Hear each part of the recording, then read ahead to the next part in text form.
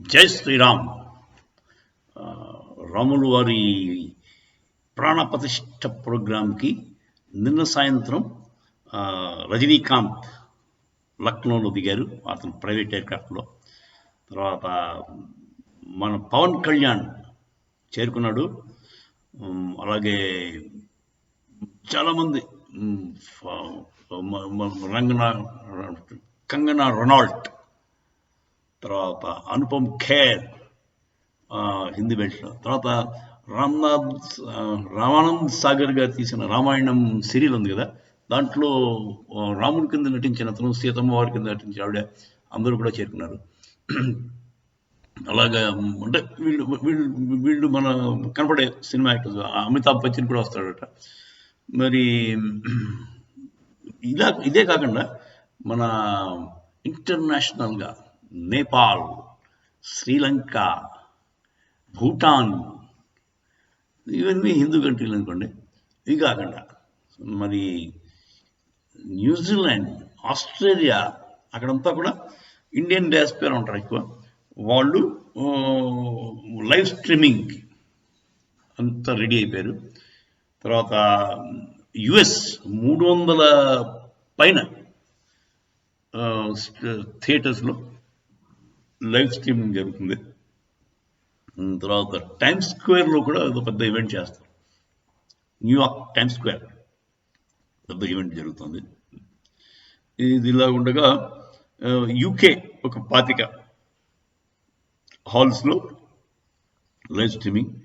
తర్వాత UK, Canada 30-25 ఉన్నాయి live streaming.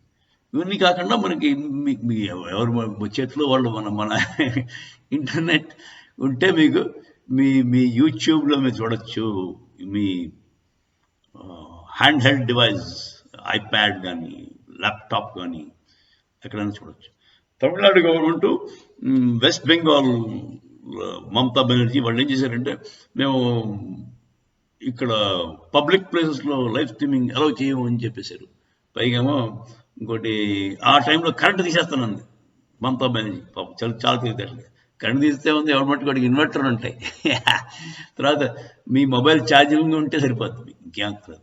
So ఏం చేద్దాం అనుకున్నారు, రాముల వారి ప్రోగ్రామ్ని ఆపడం అంటే ప్రజలు చూడకుండా ఆపడం వాళ్ళ వశం కాదు, వాళ్ళ తరం కాదు. మమతా బెనర్జీకి, స్టాలిన్ గడికి వాళ్ళు తెలుసుకోవాల్సిన విషయం ఉంది, అంతేనా?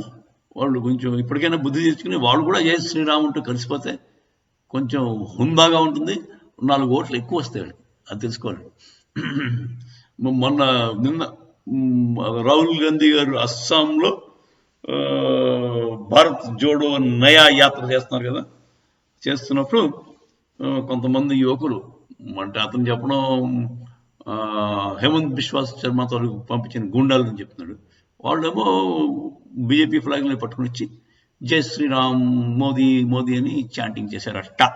చేస్తున్నప్పుడు వీడియోలో ఉన్నాయి, చేశారు. జై శ్రీరామ్ అంటే వాడు ఇతను ఎందుకు రావాలి? మమతా బెనర్జీ మీకు జ్ఞాపకం లేదు, ఒకప్పుడు చాలా జై శ్రీరామ్ అంటే బూతిమాట కింద ఫీల్ అయ్యాడు. చాలా కోపం వచ్చింది. ఆ మీటింగ్లో జై శ్రీరామ్ ఎవడనంటే వీడికి రెచ్చిపోయేది. అలాగనే ఈడు కూడా, రాహుల్ గాంధీ కూడా కొంచెం వెరెక్కిపోతున్నాడు. సో వినాశకాలే విపరీత బుద్ధి అంటారు. వినాశకాలం దగ్గర పడింది అడిగి. ఇప్పటికే పతనం దగ్గరలో ఉన్నారు. ఇప్పటికైనా కొంచెం నేర్చుకుంటే బాగుండు. సరే, వాడు కర్మను ఎవడు కాపాడలేడు, వాడు దారిలో పడిపోతాడు. జై శ్రీరామ్.